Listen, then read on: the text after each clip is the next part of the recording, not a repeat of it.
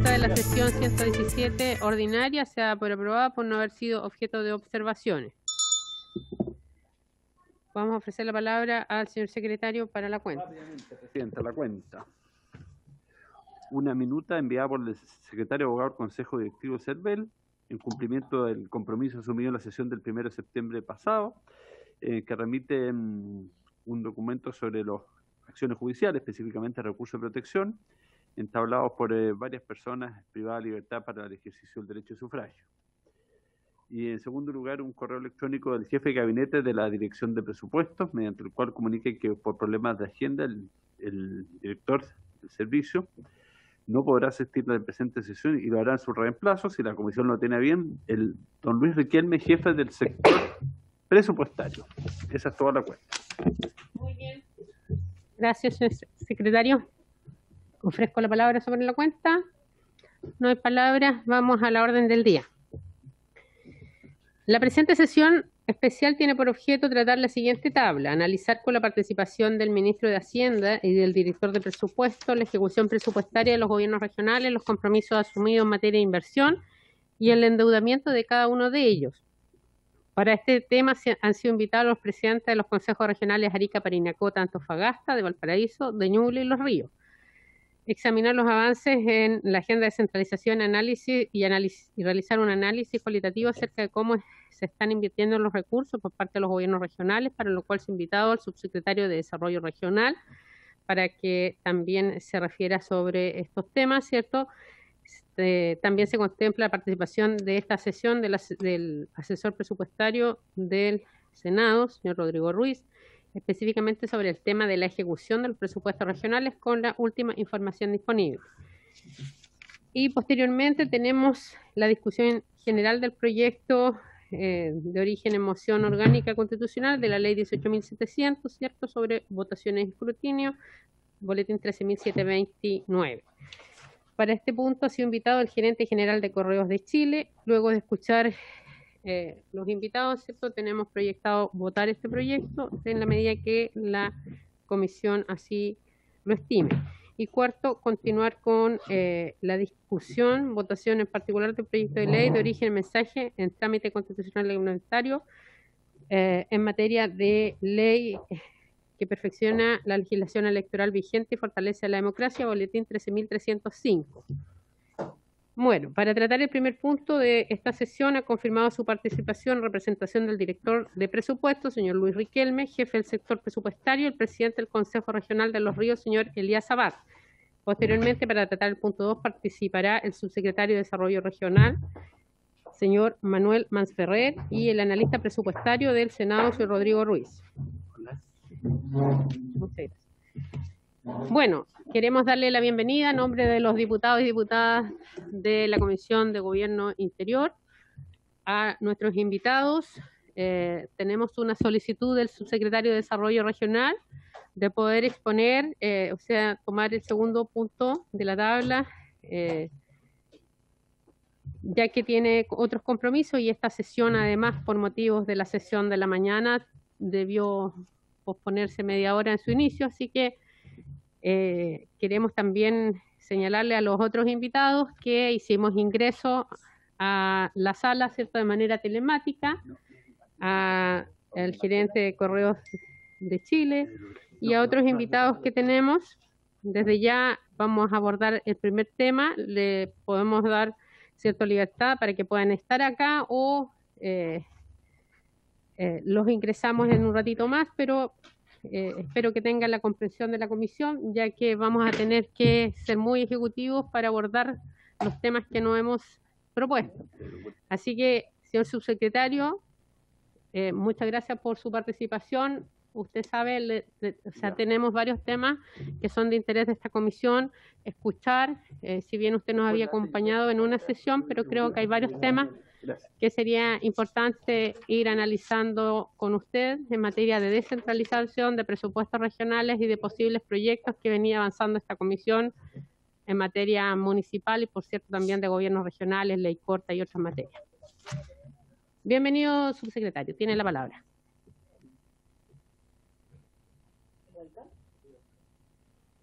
Todavía está sin audio. Espere, no sé si el equipo le esté... Sí, espere un poquitito. ¿Tenemos audio al subsecretario? Sí. Ahí sí.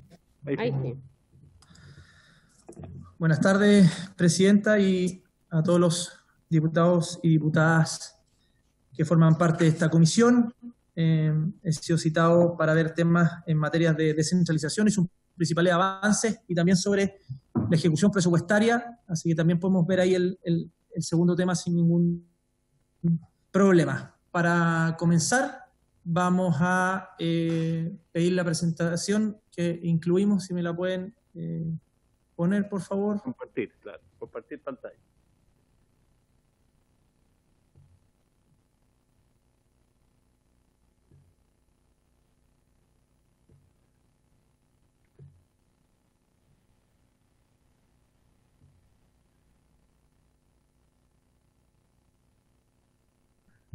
Carolina, ¿puedes compartir pantalla? Está habilitado, subsecretario, para compartir, la opción para compartir. Sí, pero la presentación fue enviada, la tienen ustedes hace rato atrás. Lo que pasa es que si proyectamos nosotros, me dicen en la otra comisión, se veía muy pequeño los números, entonces es más fácil directamente desde ustedes. Ya, me van a tener que dar un segundo, Juan Carlos, entonces, para... Ya, sí, un minuto para...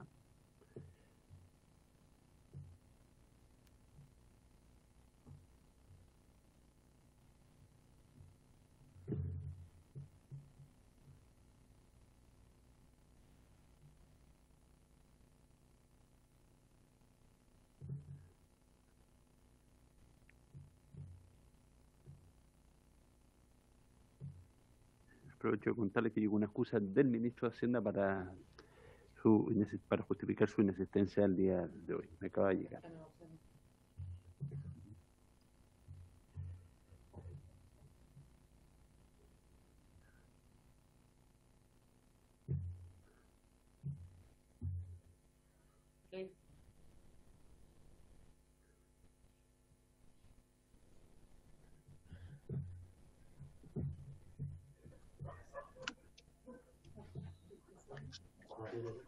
Sí, ahora acaba de llegar.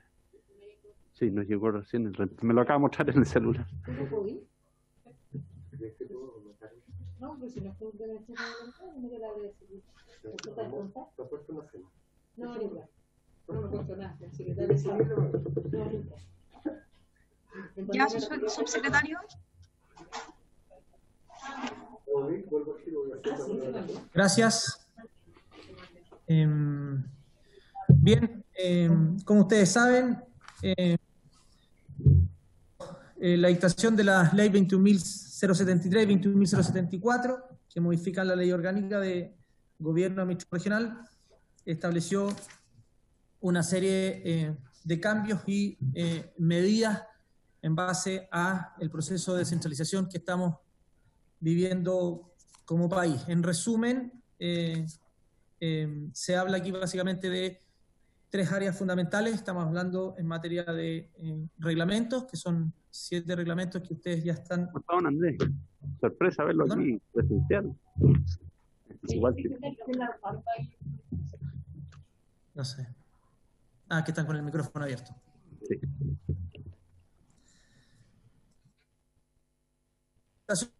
Tal como señalaba la ley 21.074, establece la realización de 7 reglamentos.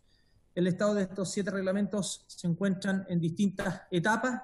Importante señalar, como ustedes pueden ver ahí, es que los decretos de abreviatura para nominación de regiones ya se encuentra completamente publicado por el Diario Oficial.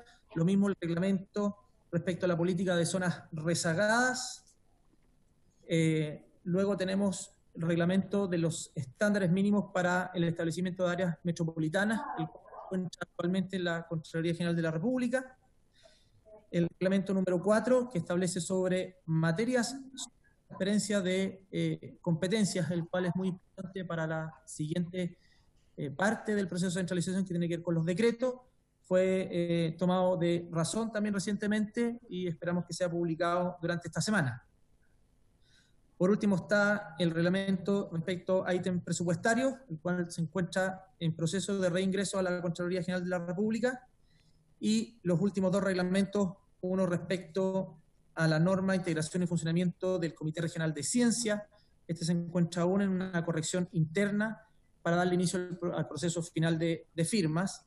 Y por último, la Política Nacional del Ordenamiento Territorial y el Plan Regional de Ordenamiento Territorial, en los cuales también se encuentra en revisión de firmas por parte de los ministerios miembros del CONMICIVIT. Señalar que los últimos dos reglamentos, tal como señalé, que aún no han entrado a Contraloría, el número 6 que ver particularmente porque en la mitad del proceso se crea el Ministerio de Ciencias y obviamente hubo que incorporarlo y hacer una serie de cambios en el proceso del reglamento. Y por último, el Plan Regional de Ordenamiento Territorial está a la espera de que se apruebe primero el Plan Nacional, la Política Nacional de Ordenamiento, para luego nosotros ingresar el reglamento en forma rápida. El resto de los reglamentos ya se encuentran completamente publicados o bien en manos de la Contraloría General de la República. La segunda parte del proceso de descentralización, tal como señalaba, particularmente lo que establece la ley 21.074, a través de su artículo 5, establece particularmente las competencias a transferir desde el gobierno central hacia los gobiernos regionales. Este proceso de transferencia de competencias, a su vez, tiene tres fases. La primera, había que identificar, en base a este artículo 5, las competencias establecidas. El presidente de la República realizó la identificación de 15 competencias. Posteriormente se establece la fase número 2, en la cual se dicta la instrucción presidencial hacia los ministerios para que realicen esta transferencia, la cual también, como vamos a ver adelante, también se encuentra completamente realizada y terminada. Y ahora actualmente nos encontramos en la fase 3, que es la dictación de decretos de transferencia que, tal como señalé hace un momento, esperábamos precisamente la toma de razón del reglamento para poder terminar este proceso. Si podemos avanzar, ya vamos a ir al detalle de la etapa exacta por decreto y particularmente por competencia. Antes de eso, informar cuáles han sido las competencias identificadas por el gobierno central. Básicamente son de los servicios públicos Cercotec, FOSIS, Corfo, el Ministerio de Vivienda y Urbanismo y el Ministerio de Transporte. Como pueden ver, en el caso de Cercotec, la primera lámina, FOSIS y Corfo, el concepto que generaliza todo esto es la focalización. Uno de los mandatos de la ley lo que busca precisamente es que la planificación y focalización de recursos sean ahora llevados mediante los gobiernos regionales, y por eso es que se toma la decisión de identificar competencias. Como ustedes pueden ver ahí, son una serie de programas particularmente que tienen estos servicios Cercotec, por ejemplo, Capital Abeja, Capital Semilla, la promoción de la comercialización, que ahora van a estar en manos de gobiernos regionales. En el caso del FOSI, lo mismo, la competencia es determinar la focalización territorial de la inversión de programas Yo Emprendo y el programa Acción. Y en el caso de Corfo, es también focalizar la temática en forma territorial de instrumentos como el fomento a la calidad, bienes públicos regionales y programas de territorios integrados, conocidos por la mayoría de ustedes como PTI. Si podemos continuar. Están después las competencias identificadas en los ministerios de Vivienda y Urbanismo. Aquí ya entramos en el segundo concepto que le hablábamos nosotros por mandato legal, que es el de planificación. Era planificación y focalización. En el caso de Vivienda y Urbanismo, lo que se busca aquí es entregar competencias de planificación territorial, y la competencia es la de elaborar el anteproyecto del plan regulador intercomunal o sus modificaciones, elaborar los planos de detalle de espacios declarados de utilidad pública, calificar las áreas y comunas sujetas a una planificación urbana intercomunal, y así una serie de otras competencias que aparecen ahí detalladas. Y por último está el Ministerio de Transporte y Telecomunicaciones, que dentro de las competencias está determinar y priorizar los proyectos o subsidios que se entregan actualmente al transporte público remunerado en zonas aisladas. Es un subsidio que actualmente, para los señores diputados y diputadas conocen, se entrega a través de las seremías de transporte respectivas. Ahora eso va a estar en manos del gobierno regional. Después se establece fijar por región, provincia o comuna las plantas de revisión técnica, asignar y modificar las concesiones de radiodifusión comunitaria ciudadana de su región, entre otras materias que van a estar como competencia ahora de los gobiernos regionales. Si podemos avanzar, aquí tenemos un plano más explicativo respecto a las competencias que ya señalé y en qué fase estamos. Tal como les señalamos, ya se completó la fase 1 y la fase 2. Estamos actualmente en la fase 3, que tiene que ver con la dictación de decretos, los cuales ya están completamente terminados y en proceso de firma para poder ser ingresados a Contraloría ahora que se tomó de razón del reglamento de transferencias de competencia. Pueden ver también en esta infografía, dos temas muy relevantes en el proceso, porque hay que comprender que esto es un proceso de descentralización, es decir, no comienza acá ni termina acá. Y yo creo que es relevante eso, porque después obviamente sé que vamos a conversar sobre otras materias que tienen que ver, si es que se está avanzando rápido, lento, y hay que comprender que esto es un proceso. Es un proceso que va a continuar y es fundamental darles un apoyo a los gobiernos regionales, pero al mismo tiempo también exigiéndoles a los equipos. Por lo tanto, es fundamental que se haga a través de una gradualidad que está establecida hoy. Hay una gradualidad en la cantidad de regiones que van ingresando y en los tiempos específicos también que van ingresando. No ingresan todas al mismo tiempo las competencias de todas las regiones, pero sí, la inmensa mayoría empiezan a funcionar en los gobiernos regionales el 1 de enero del 2021, y quiero transmitirles que el mandato legal el gobierno lo va a cumplir con su compromiso de descentralización, y el 1 de enero del 2021 van a estar todas estas competencias completamente funcionando en los gobiernos regionales. Y por último, hay una temporalidad, ahí señalan los tiempos, eso es la duración de la competencia que va a estar en manos de los gobiernos regionales, y después van a ser los mismos gobiernos regionales quienes pueden definir incluso devolver la competencia, se hace un análisis de cómo funcionó, y obviamente después mantenerla como permanente, y también, como verán más adelante, se van a solicitar nuevas competencias. Por eso insisto en que esto tiene que ver con un proceso, y quizás no lo dije en un inicio, aquí estamos hablando de probablemente la reforma en materia de descentralización de esas regiones más grandes en los últimos 30 o 40 años. Y por lo tanto es tremendamente relevante que lo entendamos así, como un proceso donde ha sido complejo para todos, desde la elaboración de la ley, donde se ha tenido que hacer algunas correcciones y donde los distintos estamentos han tenido que tener un doble, incluso triple cuidado a la hora de elaborar los decretos, presentarlos. La Contraloría está haciendo una revisión muy exhaustiva y en profundidad, lo que nos parece muy bien, precisamente ¿por qué? Porque es primera vez que se tiene este tipo de normas y por lo tanto todos estamos, se podría decir, en un proceso de aprendizaje. Y obviamente sería muy, muy complicado para este proceso que se cometieran algunos errores ya cuando estén las competencias implementadas. Si continuamos, a su vez la ley estableció, y aquí vamos al tercer elemento, estableció la instalación de nuevas divisiones. Yo sé que algunos señores diputados y diputadas lo saben, pero los gobiernos regionales tienen 3 divisiones en forma actual, en forma permanente. Ya eso, la ley 21.074 establece la creación de 3 nuevas divisiones para quedar con 6.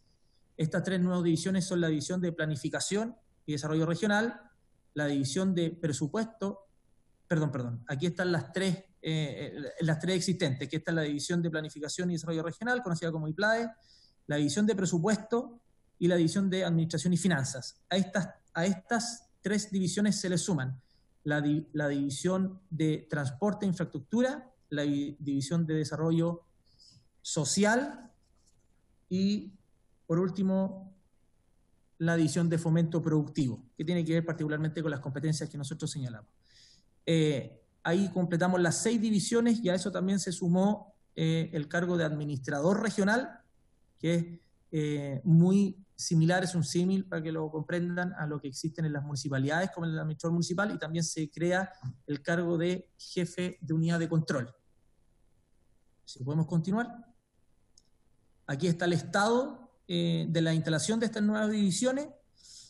Podemos decir que a la fecha de hoy contamos ya con 16 administradores regionales, contamos con la división de fomento e industria en 15 regiones de 16, la división de desarrollo social y humano con 15 de 16 regiones y la división de infraestructura y transporte ya conformada en 13 regiones de las 16. Aquí también se hizo un trabajo presupuestario, se estableció en qué años iban a ser incorporados estos cargos. Ahí lo pueden ver en la lámina cómo fue presupuestado. Ya en el año 2021, que es el próximo año, solo falta el ingreso de los últimos 3 profesionales en distintos grados para que obviamente estas divisiones tengan sus equipos completamente preparados. Aquí hay algo importante que, para que lo sepan, si puede continuar la presentación, por favor, es el cargo de los jefes de unidades de control. Pues esto es un cargo distinto respecto a cómo se proveen, básicamente porque aquí se toma la decisión de que se haga en una forma análoga a lo que hace el sistema de alta dirección pública. Si bien no es por ADP propiamente tal, sí se mandata al servicio civil que haga el proceso, se hace una terna, igual como es en un ADP normal, y después tienen, obviamente, como jefe del servicio el intendente, parte de la decisión, y además tiene que ser aprobado por un quórum bastante alto de los consejeros regionales que forman parte. Actualmente hay ternas presentadas para los gobiernos regionales de Coquimbo y Los Lagos, y en proceso de nuevas convocatorias, Maule, Biobío y Los Ríos. Y por último, una etapa que para nosotros es bastante relevante, quizás no aparece mucho en lo que es la agenda, en temas comunicacionales, pero nosotros le hemos querido dar un énfasis muy importante, tiene que ver con la estructura del proceso de fortalecimiento. Aquí hay que comprender que lo que estamos haciendo es cambiar la forma en que se toman decisiones respecto a políticas públicas en los territorios regionales. Y por lo tanto aquí tiene que haber un trabajo muy mancomunado y no sencillo, debo decir, respecto a el funcionamiento de las personas que forman parte de la administración pública, de los funcionarios. Aquí ha tenido que hacer un trabajo, obviamente, de fortalecimiento, tanto para los miembros de los servicios públicos, de los servicios a los cuales van a entregar competencia, y la capacitación, por otro lado, de los equipos de gobiernos regionales que van a tener que asumir estas nuevas responsabilidades. Aquí lo hemos dividido en 3 etapas. Primero se genera la generación de condiciones de base, después realizamos la etapa 2, que es generación y fortalecimiento de capacidades por división, y actualmente nos encontramos ya en la etapa 3, que es el fortalecimiento de la acción conjunta del GOR, es decir, cómo los gobiernos regionales en forma ya interna empiezan a trabajar ellos y cómo se conectan con los servicios sectoriales, los organismos internacionales y las municipalidades. Si podemos avanzar, el tipo de actividades realizadas para generar este fortalecimiento y la formación y capacitación tiene que ver con una serie de seminarios, congresos, lo que busca precisamente es sensibilizar y orientar respecto de temas relevantes a lo que son a los funcionarios de los gobiernos regionales. Está enfocado hacia ellos, también a los organismos sectoriales, y donde podemos dar cuenta que a esta fecha ya tenemos más de 4.639 funcionarios capacitados para asumir estos nuevos desafíos. Este es un número bastante relevante, particularmente porque se ha tenido que tomar la decisión por la pandemia de cambiar la modalidad de estas capacitaciones y pasar todo online en el último tiempo. Pero lo cierto, y para transmitirle a los señores diputados y diputadas, que como cualquier cambio, el ser humano tiene a veces un poco de reticencia y ha tenido que hacer un trabajo de largo aliento, de mucha socialización, de sensibilidades respecto a los funcionarios de los servicios públicos que entregan competencia, y a su vez de capacitar a los gobiernos regionales. Si podemos avanzar rápidamente, para eso la Subsecretaría ha creado una provisión especial que es de apoyo a la gestión subnacional. Lo que busca precisamente es un financiamiento extra al proceso de descentralización con el cual se han llevado a cabo todas las actividades señaladas y algunas que vamos a ver a continuación. Si podemos avanzar, se ha hecho una inversión de sobre 1.500 millones de pesos ya, básicamente, como pueden ver ahí, iniciativas para ir capacitando a las personas en todas las divisiones, es decir, no solamente las nuevas que estamos creando, sino también las antiguas, para generar un trabajo completamente mancomunado para las nuevas responsabilidades que van a tener los gobiernos regionales. Podemos avanzar. Esos son algunos de los detalles de las acciones que se han realizado. Los trabajos de fortalecimiento también a los, por ejemplo, los nuevos cargos como son los administradores regionales, el trabajo que se ha hecho en las unidades de control, también ciclos de talleres temáticos que se ha hecho, por ejemplo, a los consejeros regionales y obviamente un enfoque a la participación ciudadana. Hemos tenido que generarles los consejos de sociedad civil y cómo va a ser su participación en estos nuevos procesos. Y por último, en temas de fortalecimiento, hay un trabajo hecho con organismos nacionales e internacionales. Hay trabajos que se han hecho con la Fundación Chile Descentralizado, con la Asociación de Consejeros Regionales ANCORE, que es el seminario que habíamos señalado anteriormente. Y últimamente hemos logrado, como vamos a ver en la próxima lámina, apoyos desde organismos internacionales para continuar con este proceso de fortalecimiento a los gobiernos regionales. Si podemos seguir. Otra de las acciones de fortalecimiento ha sido, por mandato presidencial, el desarrollo de mesas de trabajo interministerial para generar un trabajo mucho más fluido, particularmente en los funcionarios públicos que forman parte de los servicios que van a entregar las competencias como es Corfo, Cercotec y los ministerios de Vivienda y de Transporte particularmente. Por último, en temas de fortalecimiento, y tal como lo señalaba anteriormente, aquí está el trabajo que se ha hecho a través del departamento específico.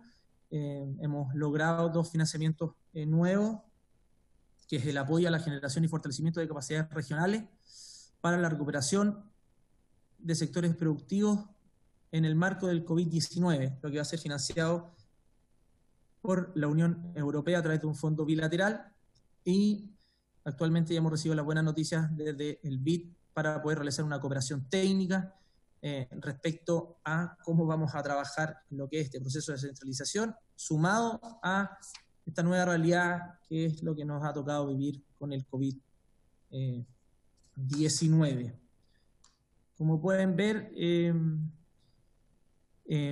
a los señores diputados y diputadas, señalarles que esas son las 4 áreas fundamentales a la hora de hablar del proceso de descentralización, donde tiene una serie de hitos. Obviamente uno de ellos es la elección de los gobernadores regionales, pero nosotros queremos insistir es que este es un proceso permanente que no se va a detener acá, y donde estamos enfocados en las 4 áreas que nos ha pedido, o sea, más bien dicho, donde estamos mandatados por la ley para ir cumpliendo, que tiene que ver con los reglamentos, con los decretos, con la creación de las divisiones y los equipos funcionando, y por último con el fortalecimiento de los equipos regionales para asumir estas nuevas responsabilidades.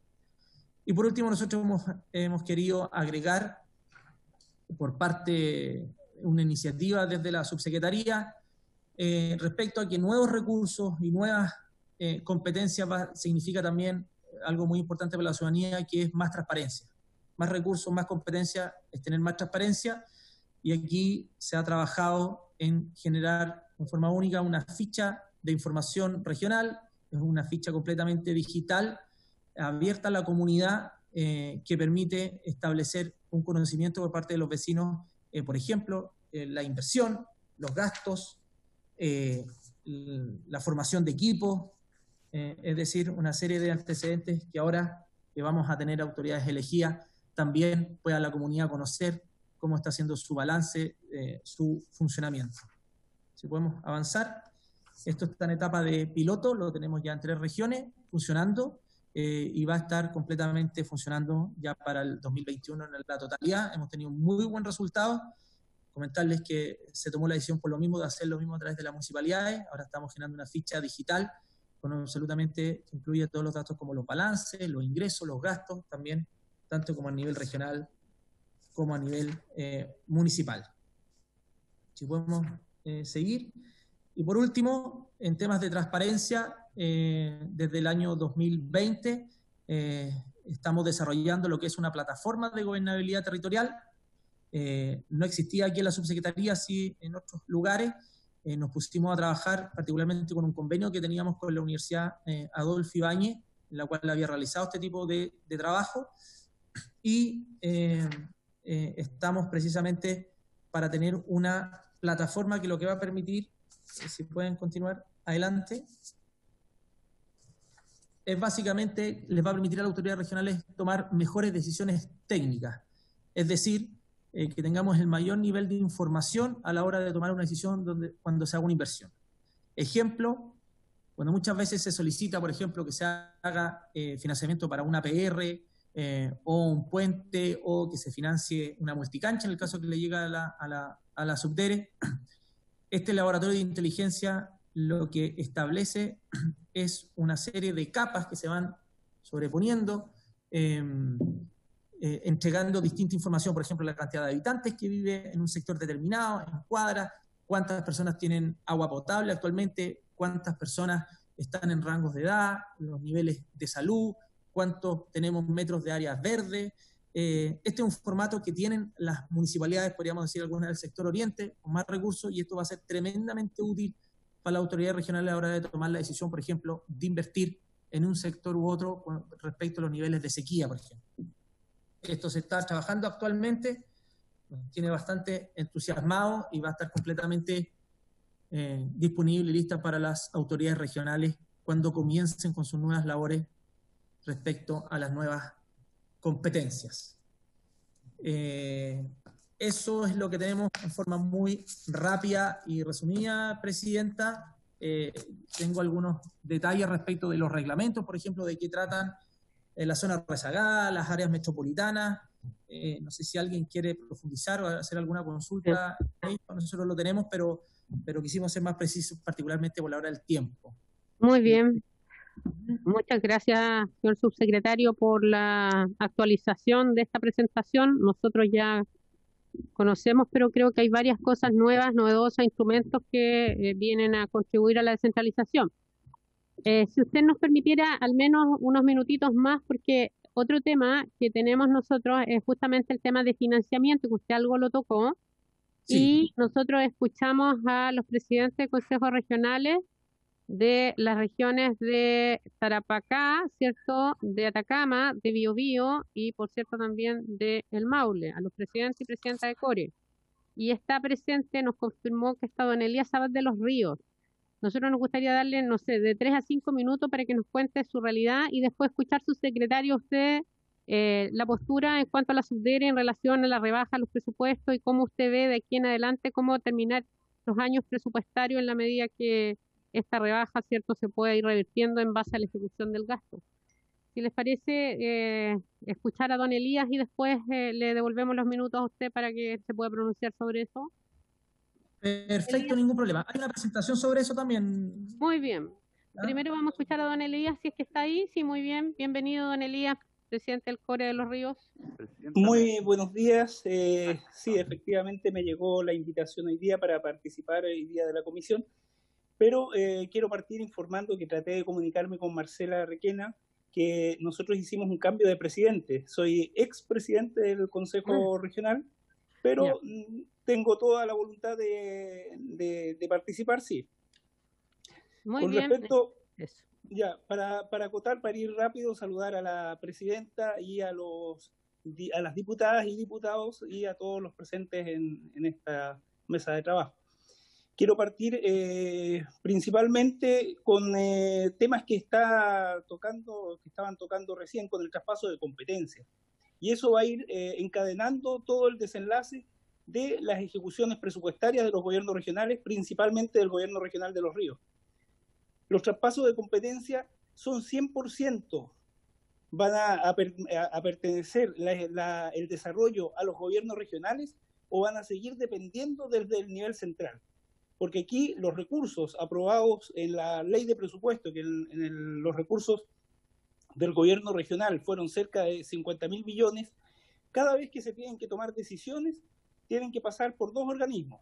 El primero, Contraloría, que se demora cerca de 3 meses en tomar la decisión, y el segundo, la DIPRES. Entonces, ahí empezamos a encadenar lo que es el proceso de ejecución presupuestaria.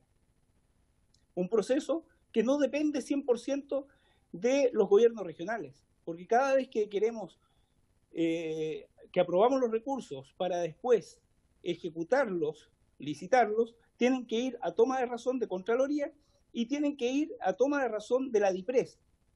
¿Ya? Aquí hay un montón de proyectos, una gran cantidad de proyectos que fueron a toma de razón de Contraloría, algunos todavía no se da respuesta, otros la respuesta fue negativa en un plazo demasiado extenso. Por lo tanto, respecto a eso, hay una situación anómala respecto a las ejecuciones presupuestarias. Si dependiera 100% de los gobiernos regionales la toma de decisión, yo creo que la ejecución presupuestaria sería más ágil. Entonces, con la reducción de los recursos que se les realizó a las regiones, claro, eso depende mucho de las ejecuciones presupuestarias. Cuando se tomó la decisión con respecto a los ríos, teníamos una ejecución presupuestaria cercana al 24%. 24%, muy baja. Yo diría que la más baja durante todos estos años de gobiernos regionales. Pero ahí hay que empezar a analizar, ¿eso dependió 100% del gobierno regional de Los Ríos? ¿Dependió 100% de una falta de celeridad respecto a las autorizaciones por parte de la DIPRES o por parte de las tomas de razón de Contraloría? Hay que ponerse todos esos casos, hay que irlos tomando en cuenta. En el mes de julio, la ejecución presupuestaria de la región de Los Ríos aumentó al sobre el 30%, lo cual es muy efectivo, muy bueno. Pero si a mí me preguntan en este momento, ¿conviene reintegrar esos 6.500 millones que se le quitaron a la región de Los Ríos? Producto, yo diría, principalmente de una mala ejecución presupuestaria, porque no le echemos la culpa a la pandemia, porque hay obras que se siguen ejecutando y se siguieron ejecutando durante la pandemia. Para mí, a mi gusto, en este momento, estamos contra el tiempo, porque la devolución de esos recursos habría que analizar muy fuerte la posibilidad de poderlos ejecutar de aquí a fin de año. Entonces, aquí hay varias cosas que hay que tomar en cuenta con respecto a la regionalización, respecto a los traspasos de competencia y respecto a las ejecuciones presupuestarias. Porque hay temáticas que no dependen 100% de decisiones de los gobiernos regionales. Hay temáticas que dependen y siguen y van a seguir dependiendo del centralismo. Entonces,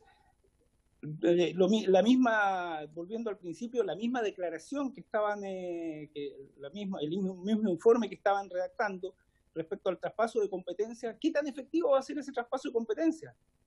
Respecto a los subsidios de transporte, cada vez que tengamos que distribuir subsidios, van a ir a una toma de razón o a una autorización por parte de la DIPRES. Son cosas que hay que tomar en cuenta. Entonces ahí, esos traspasos en competencia van a seguir encadenados al nivel central. Ahora, si me dicen que es totalmente contradictorio o contrario, espectacular. Sigamos avanzando con los traspasos de competencia. Pero en el tema de la ejecución presupuestaria, aquí no tenemos responsabilidad única los gobiernos regionales. Aquí yo creo que hay que analizar fuertemente las decisiones que se tomaron por parte de la DIPRES principalmente. Gracias, Presidenta. Muchas gracias, don Elías, por su exposición. Voy a ofrecer de manera genérica alguna palabra para algún diputado o diputada para que después dejemos al subsecretario y después pasamos al otro tema de tabla. No hay palabra, le damos la palabra al...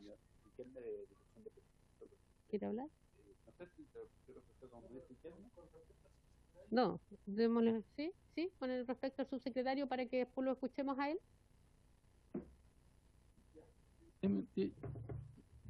Gracias. Gracias, Presidenta. Saludar al subsecretario.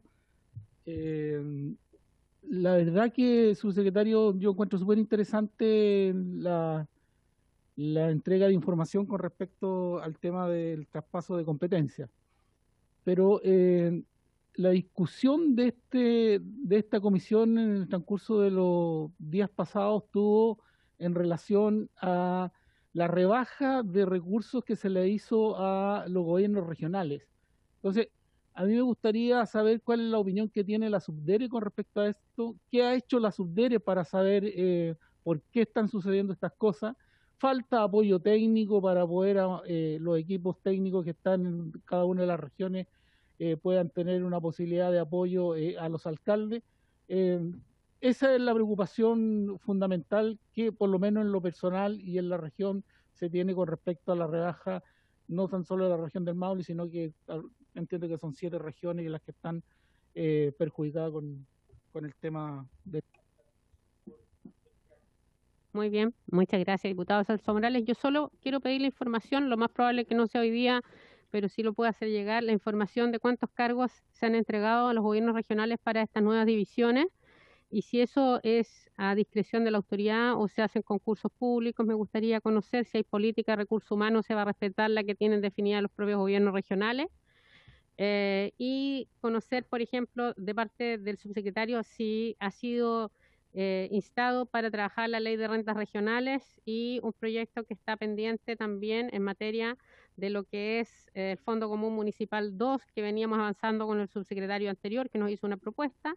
Y lo último, referente a un proyecto, subsecretario, para que usted lo lleve, que tiene que ver con las plantas municipales. Hay mucha incertidumbre por parte del ámbito municipal sobre aquello, ya que hoy día tienen mermas en sus ingresos y hoy día están imposibilitados. Hay 2 proyectos en esta comisión. Nos gustaría desde ya extender la invitación en próximas reuniones porque es algo urgente para los municipios.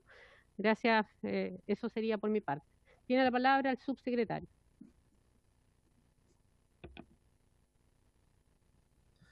Gracias, presidenta. Estoy anotando aquí para poder responder todo, que no se me... Ustedes me señalan si se nos olvida algo. Lo primero, para poder responderle por su intermedio, presidenta, al diputado y al miembro del Consejo Regional.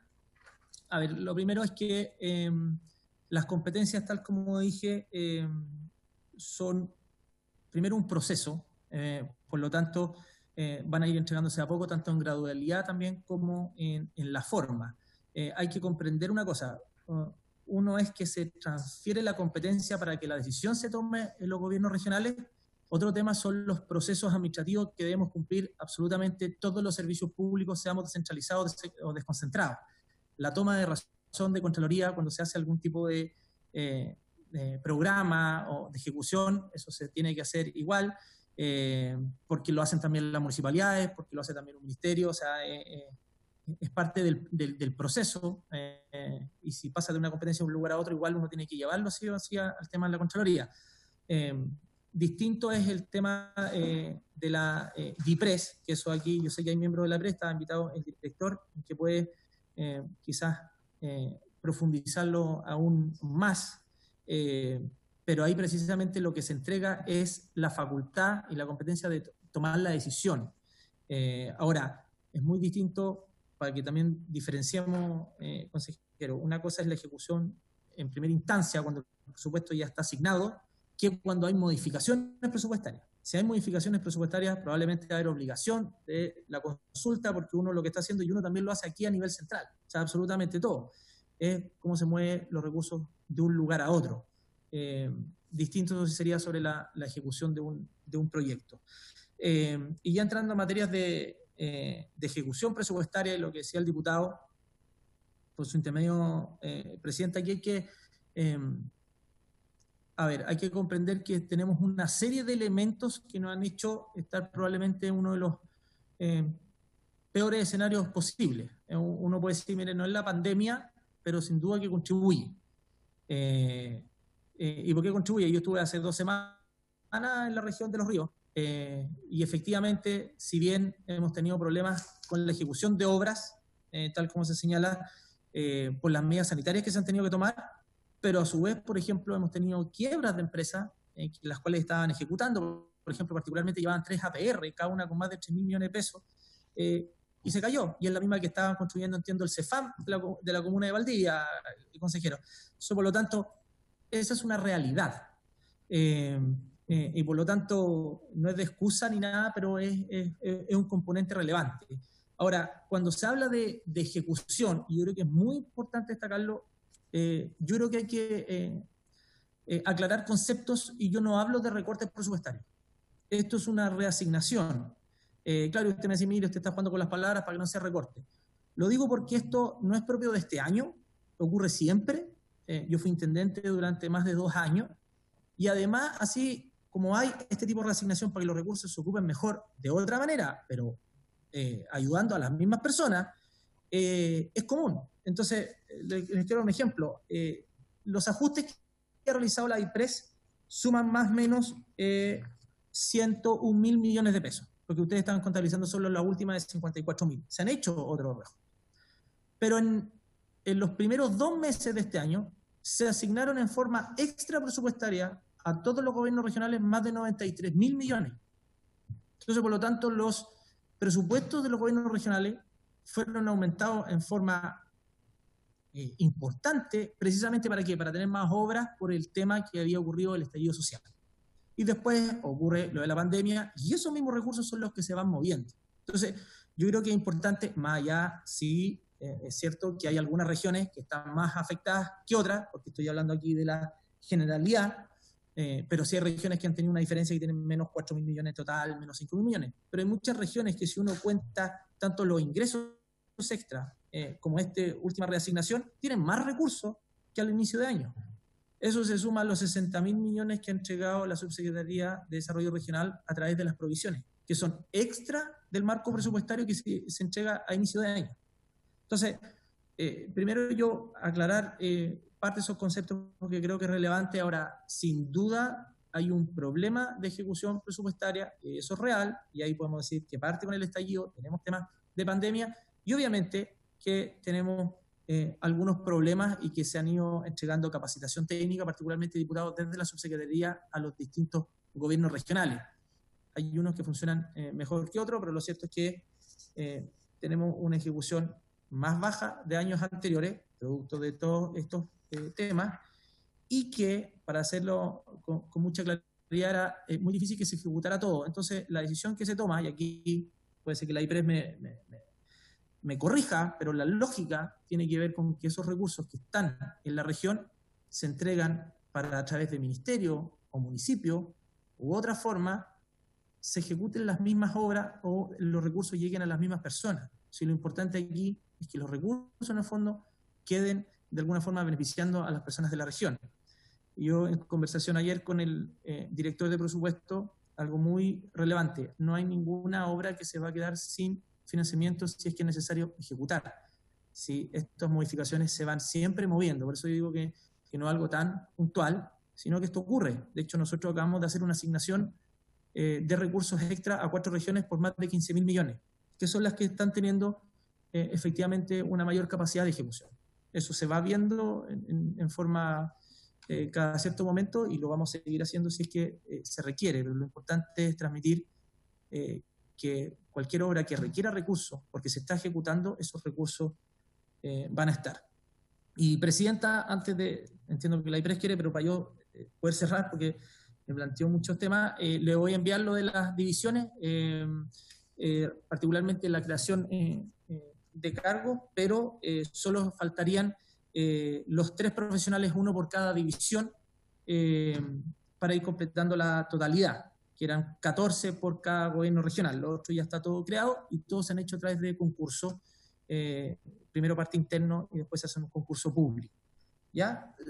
Obviamente el jefe de unidad de control tiene un sistema distinto, tal como expliqué, en lo que es la alta dirección pública. Y respecto a los municipios, sin duda que es una complejidad. Los municipios no es distinto al Estado, que tenemos una baja en los ingresos de un 14% por tema de impuestos. No somos distintos a una familia, a una empresa. Estamos todos pasando por momentos muy, muy complejos, y ahí ya el gobierno le ha entregado más de 220 millones de dólares a los municipios del país para poder apoyar lo que es el tema de la pandemia. Hay más de 50.000 millones entregados desde el Ministerio de Salud, pero además estamos en una mesa con las asociaciones de municipalidades, porque sabemos que tienen mermas importantes en ese sentido, y estamos en una mesa precisamente para ver si podemos ver una nueva opción de apoyo hacia los municipios, porque sí sabemos efectivamente que estamos pasando estos momentos muy complejos. Ahora, lo que es muy relevante es que todos, absolutamente todos, incluidos los municipios, también tenemos que hacer ajustes presupuestarios, tenemos que apretarnos el cinturón donde se pueda, porque efectivamente tenemos menos recursos que lo que teníamos en años anteriores. Y respecto a lo mismo por el tema del Fondo Común y proyectos de ley, nosotros creemos que es muy complejo poder tomar la decisión y avanzar en un proyecto de ley respecto al Fondo Común Municipal, porque eso sí o sí va a afectar a algunos municipios. El Fondo Común, como usted sabe, tiene municipios aportantes y otros que reciben, y comentarles que aquí no hay ningún municipio que no haya recibido merma. Estuvimos con alcaldes de las comunas que más ingresos entregan, y hay bajas en esas comunas sobre los 20.000, 30.000 millones, comunas Providencia, Las Condes, etcétera. Y si bien ellos tienen más espalda, se podría decir, para soportar esto, efectivamente esto le afecta ya al Fondo Común. Entonces, revisarlo en estos minutos, la verdad es que es bastante complejo.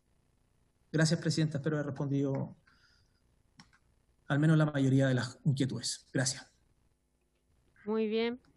Muchas gracias, subsecretario.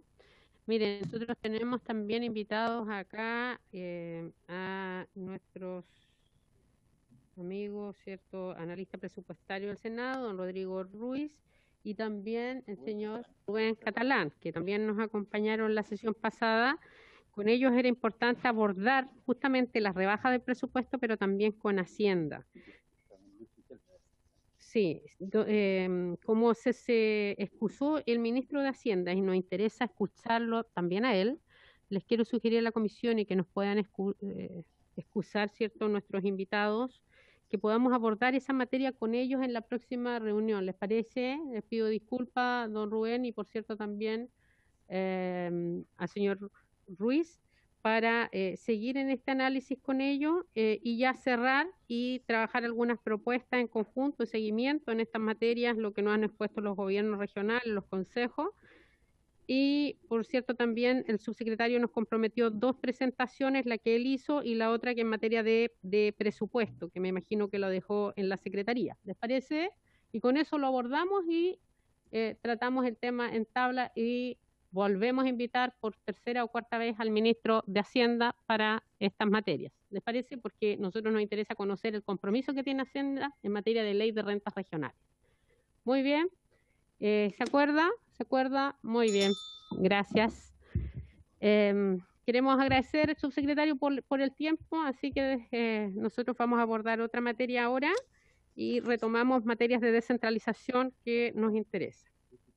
Muchas gracias, Presidenta. Hasta luego. ¿Sí? Muy bien, don Luis, disculpe, estaba pidiendo la palabra, no la había visto. Sí. Bien. Don Rodrigo. La palabra, don Luis.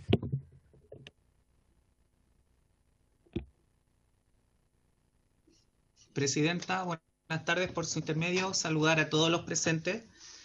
Bueno, como representante de DISPRES, quería complementar algunas de las apreciaciones del subsecretario.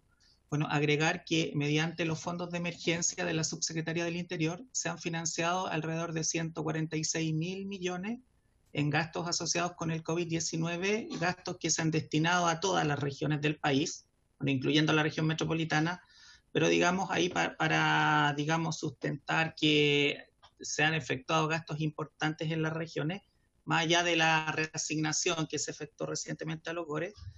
En segundo lugar, recalcar, que también ya lo mencionó el subsecretario, que el compromiso que planteó la semana pasada el director de presupuesto es que ningún proyecto relevante se va a quedar sin financiamiento. De hecho, nosotros nos hemos estado reuniendo con el director de presupuesto y subdirector, con los intendentes de las regiones que tuvieron el ajuste fiscal, para revisar sus carteras de proyecto y ver cómo van a enfrentar la ejecución del último trimestre. Y en último lugar, respecto al comentario que hizo el consejero regional, nosotros hicimos un trabajo acá para revisar los tiempos de tramitación de los documentos. Y claro, hay que considerar que muchas veces se culpa a la DIPRES de la demora, pero en la tramitación de los documentos de los gobiernos regionales está involucrado el CORE, la DIPRES, la Contraloría, la Subdere, y según nuestras estadísticas, en promedio, entre que un CORE aprueba un proyecto y a su vez llega a DIPRES la solicitud, pasan 35 días hábiles. O sea, es decir, entre que un consejo regional aprueba y llega la solicitud por oficio de DIPRES pasa un mes, la DIPRES se demora 20 días hábiles en promedio en responder estas solicitudes y después, digamos, hay otro tiempo que toma la Contraloría para tramitar estos documentos. Esto lo quería comentar un poco para desmitificar de cierta forma el hecho de que los documentos se están demorando, de que, digamos, en la DIPRES donde se demoran los documentos, hay un trámite, digamos, hay un proceso que incluye a diversas instituciones y eso, digamos, hace que los documentos pasen más de un mes acá en trámites administrativos por las distintas instituciones. Eso, Presidenta. Muy bien, le agradecemos su participación. Quizás sería bueno eso también incorporarlo como información, los recursos que se han ido incorporando, que nos pueda hacer llegar a la comisión por detalle, región a región. Lo hemos venido pidiendo hace un tiempo atrás, pero sería bueno actualizar en torno a ello. Muy bien. Queremos agradecer, ¿cierto?, también al expresidente del CORE, ¿cierto?, de Los Ríos, que también nos acompañó, al subsecretario y a los invitados que nos acompañan del Senado, que fueron solicitados por la diputada también en su minuto, Marcela Hernández, ¿ya? Así que los vamos a volver a invitar en otra sesión para analizar esta información. Muchas gracias. Vamos a pasar al segundo tema de tabla, ¿cierto?, que en el fondo es el tercero. Continuar con la discusión general del proyecto de ley de origen en moción en primer trámite, ¿cierto?, sobre la ley 18.700. Para esto ha sido invitado el gerente general de Correos de Chile, señor José Luis Rodríguez. Se encuentra aquí presente para que lo puedan habilitar y escucharlo. Don José Luis, bienvenido a la comisión en nombre de los diputados y diputadas miembros. Usted conoce el proyecto, nosotros ya hemos estado analizando con CERVEL, con el ministro Monkever, otras instituciones, ¿cierto? Tuvimos el día de ayer, así que nos gustaría conocer de parte de usted cómo perciben este proyecto. Tuvimos también a los sindicatos de trabajadores de Correos de Chile, pero nos parecía muy importante escucharle y agradecemos que usted nos pueda acompañar hoy día.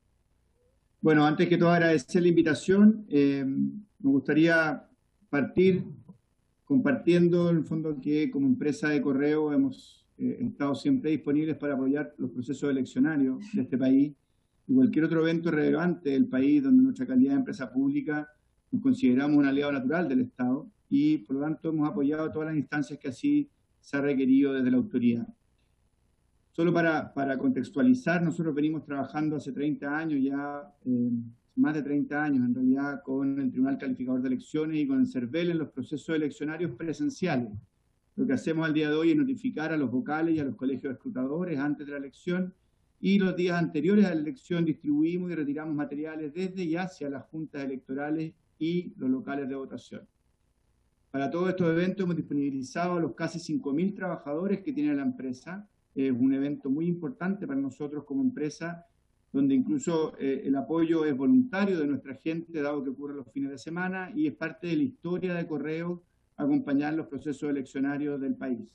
No solamente disponibilizamos nuestras casi 5.000 personas, sino que también nuestros puntos de distribución, más de 500 puntos de atención y distribución que tenemos en todo el país. Nos parece importante destacar que el proceso actual eleccionario es un proceso de grandes magnitudes, no es algo simple.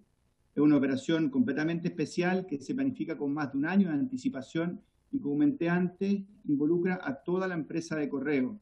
No es un proceso regular, sino que tiene cuidados especiales, procedimientos y procesos especiales que son definidos por la autoridad en conjunto con nosotros para poder hacer el proceso lo más eficiente, lo más transparente, lo más eficaz y seguro posible. Un mes antes de los procesos normales, nuestra empresa, nuestros trabajadores distribuyen entre 100.000 y 300.000 notificaciones para los vocales en todo el país. Y como les decía antes, en la semana anterior distribuimos a todos los locales de votación, que son más de 2.200, los materiales, todos los materiales. Y el mismo día de la elección se despliegan más de 2.000 personas en todos los locales de votación que actúan como representantes de correos para coordinar la entrega y la recolección del material electoral, incluidos los votos. Estos son durante el mismo jornada retornadas a unidades de correos, donde son inmediatamente distribuidas durante la noche a las distintas unidades del CERVEL y al Tribunal Calificador de Elecciones a nivel nacional. Este proceso, que es el proceso estructural y natural que se ha hecho en Chile como un voto presencial, a eso se le suma lo que hemos hecho para otros países, principalmente para España. Nosotros desde hace muchos años hemos apoyado al Correo Español, ya a la Embajada Española, en el proceso electoral de ese país, para lo cual notificamos a más de 50.000 electores en todo el país. Luego distribuimos votos entre aquellos electores que se inscriben para la modalidad de votación por correo. Y por último recibimos y entregamos en la embajada correspondiente entre 4.000 y 5.000 votos, que son normalmente los flujos por lo menos de las últimas instancias.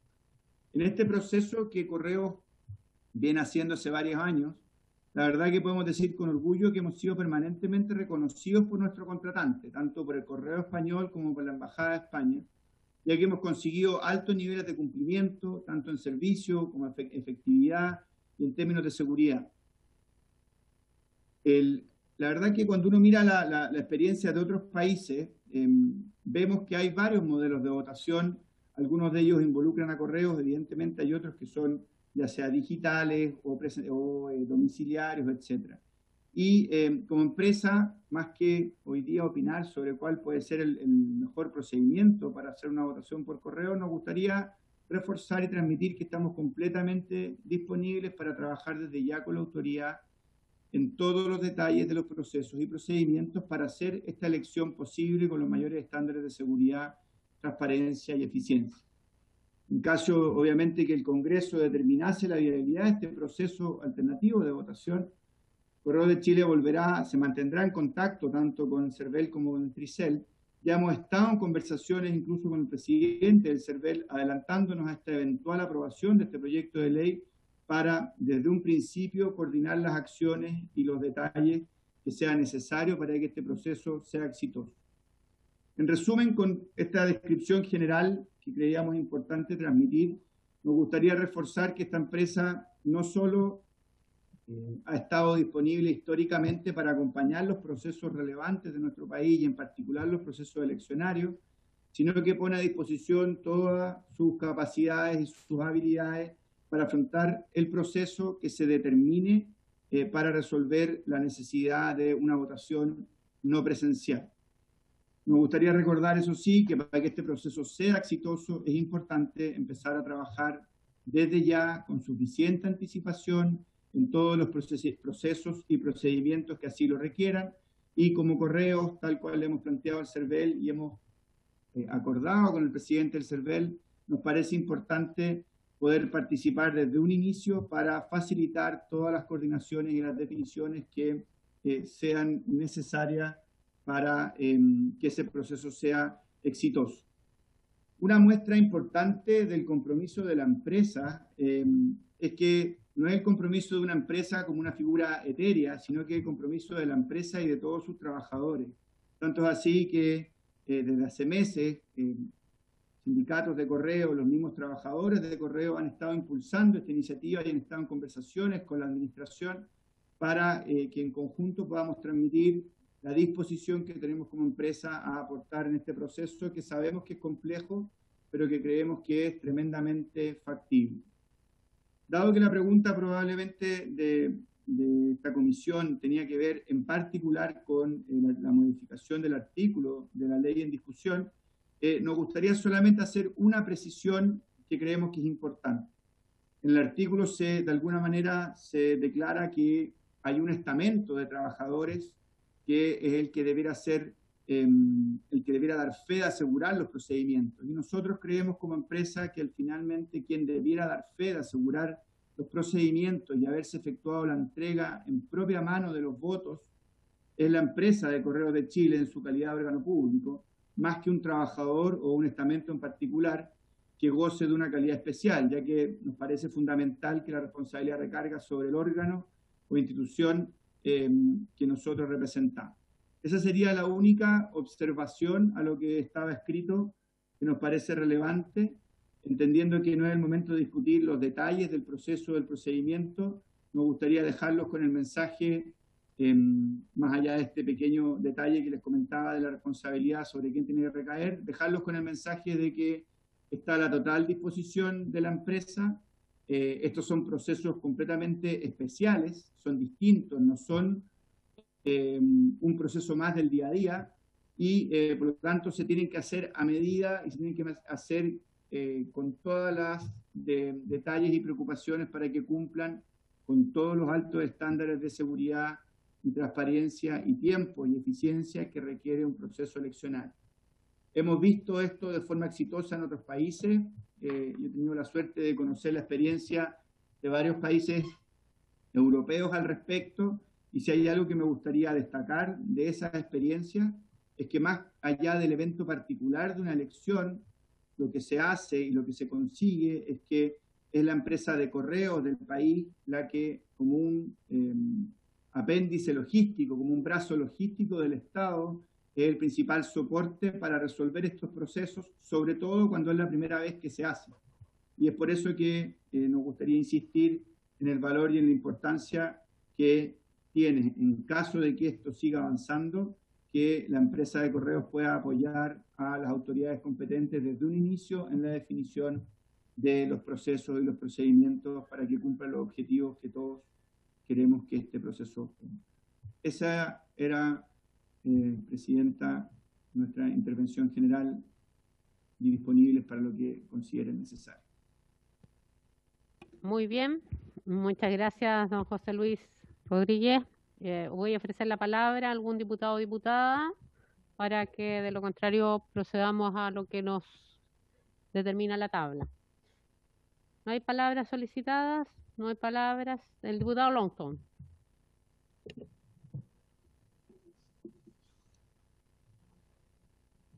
Gracias, Presidenta. Súper simple. Saludar a José Luis Rodríguez, agradecerle su presencia acá en la comisión. Solamente respecto a la implementación del voto por correo.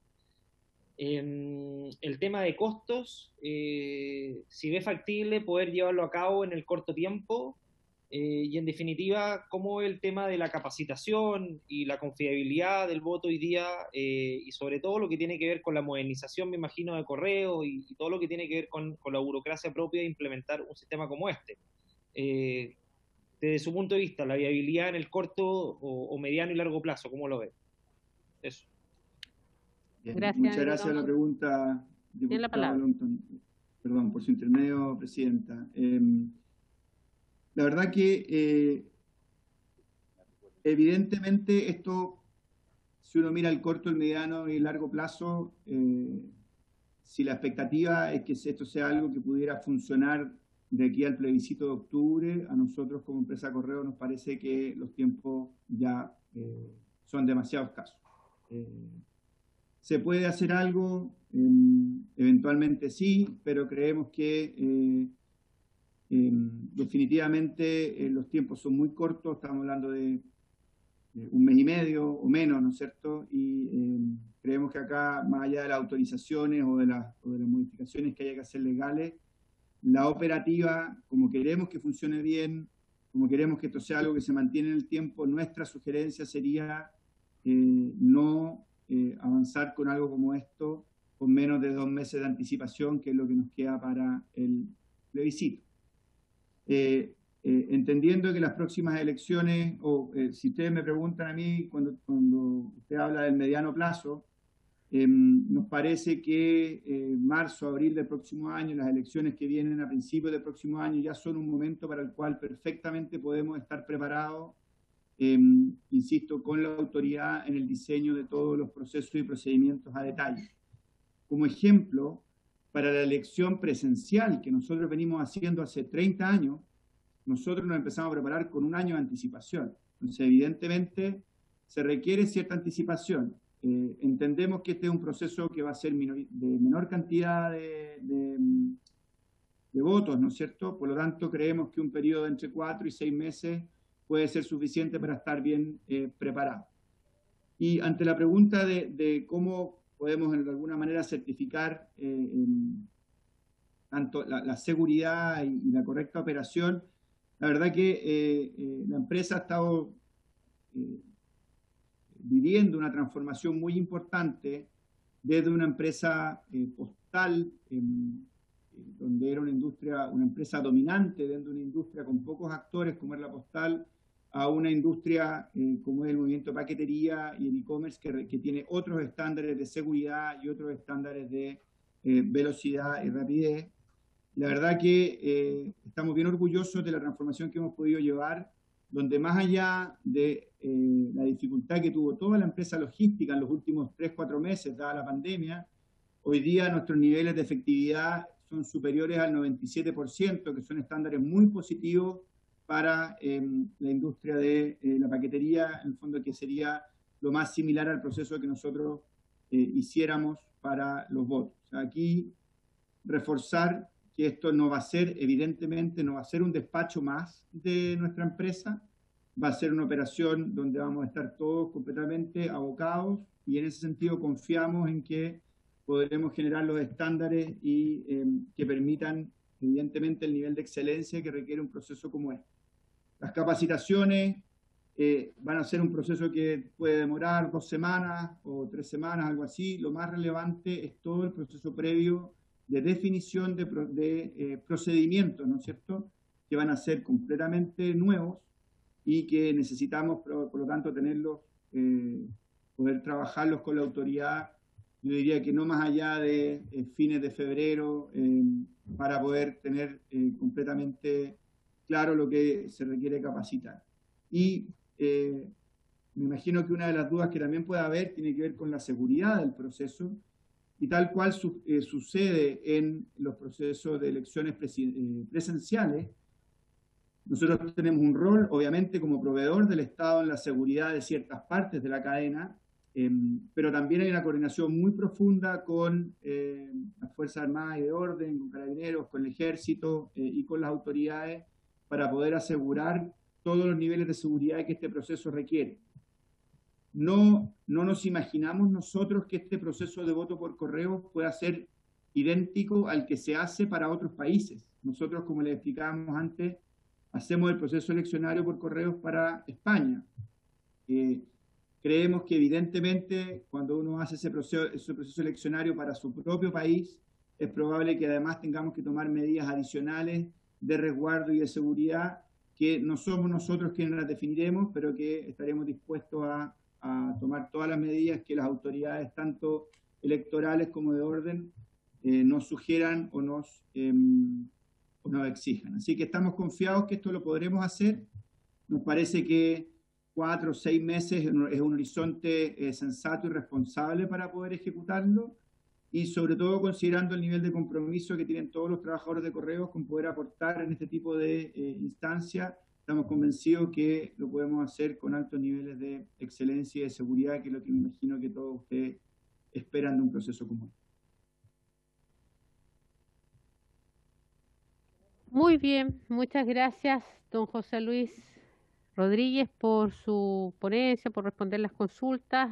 Vamos a pasar a votar la idea de legislar de este proyecto, como está en tabla.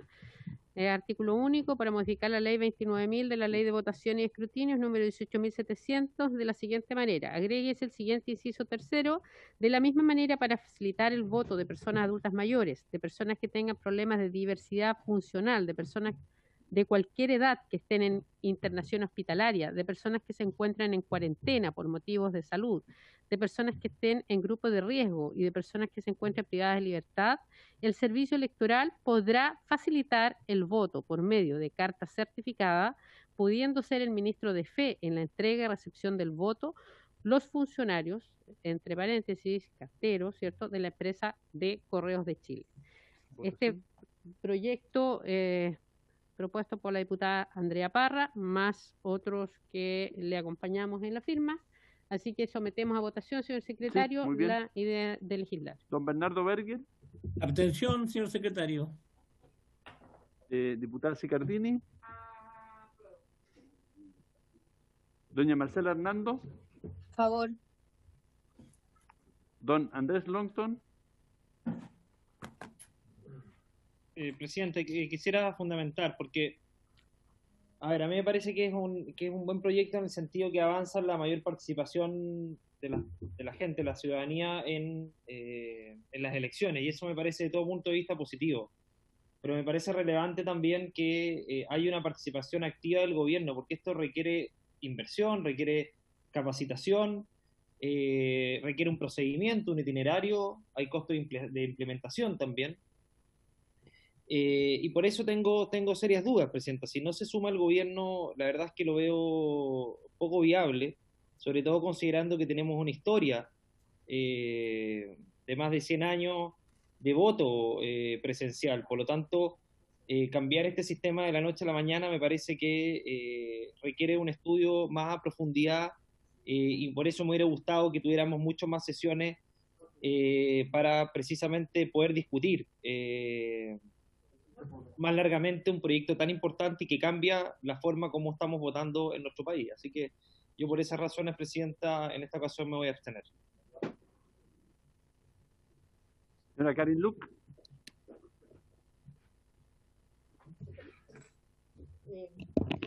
Yo, la verdad, me voy a abstener porque creo que si es que no va con financiamiento, no va el Ejecutivo detrás, al final va a ser por un proyecto de buenas intenciones y va a quedar al final en letra muerta. Así que me abstengo.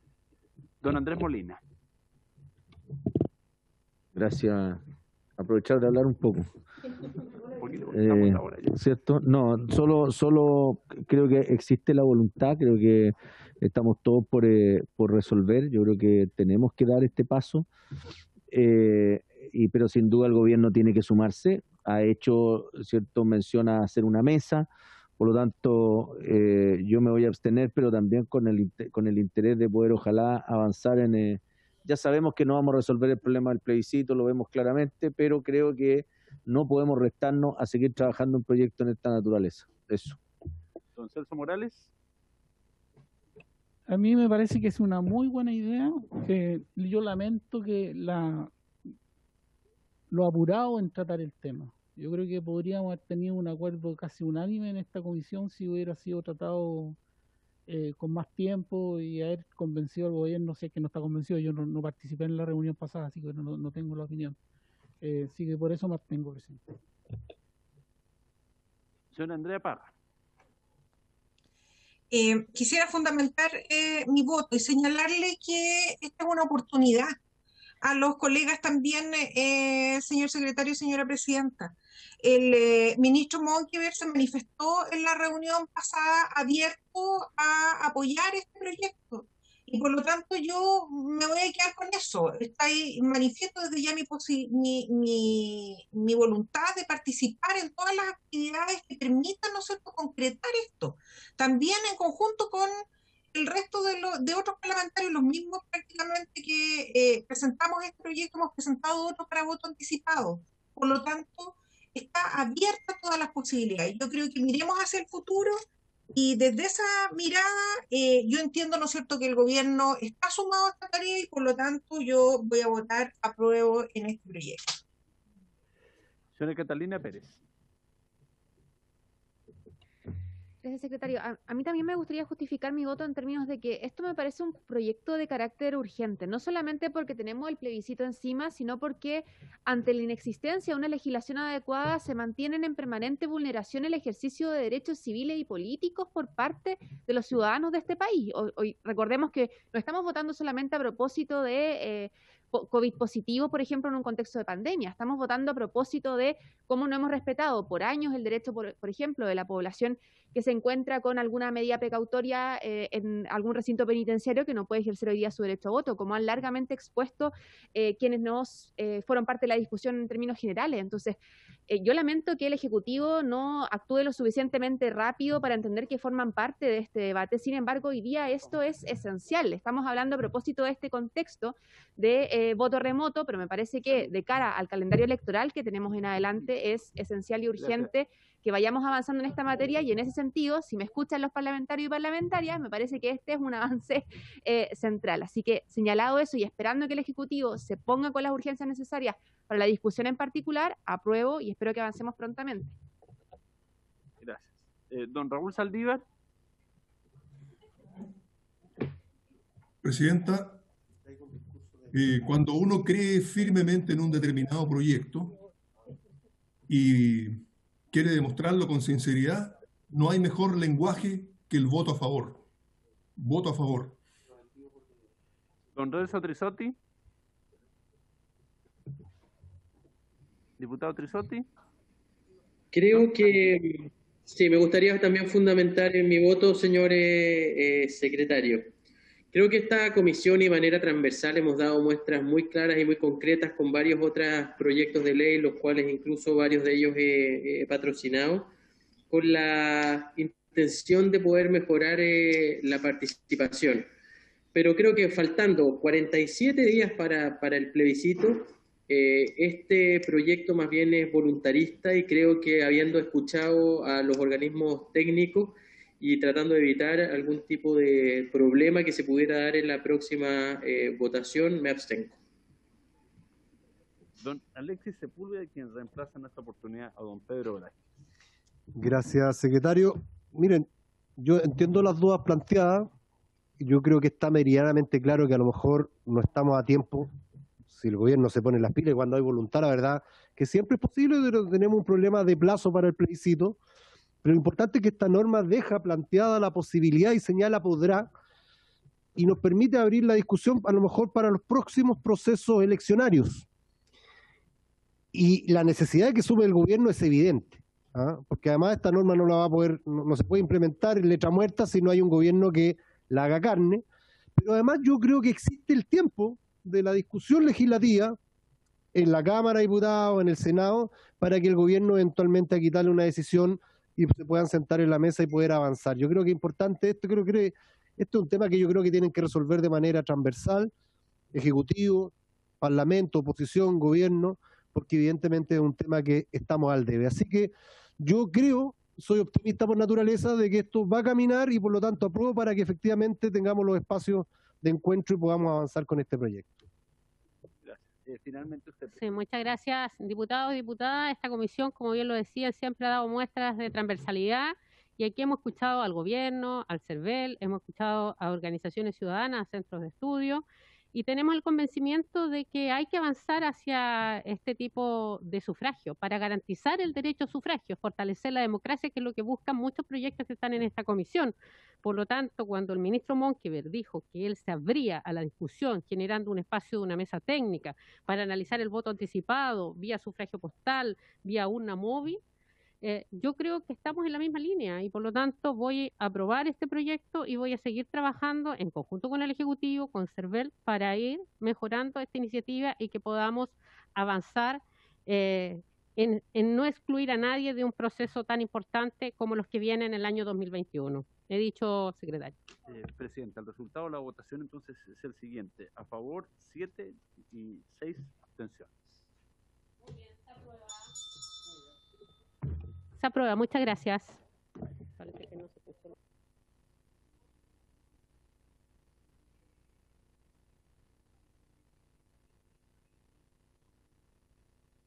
Agradecerle a los diputados y diputadas que están en la testera de manera telemática. Parece que no se escuchó mi intervención, ¿verdad? No, o sea, no se escuchó cuando hiciste el cierre, Ivana. Perdón, pero para respeto de ustedes, lo que les señalaba, claro, no me deshabilitaron el micrófono, pero fue lo que mi intervención fue justamente que este proyecto lo hemos trabajado con el Ejecutivo, con CERVEL, con las organizaciones ciudadanas, con centros de estudio, y el ministro en esta misma comisión el día de ayer manifestó, el ministro Monkever, que estaba disponible desde una mesa técnica, buscar otros actores para que puedan ir mejorando esta iniciativa y discusión, buscar y no cerrándose a la posibilidad del voto anticipado, del sufragio postal, de la urna móvil.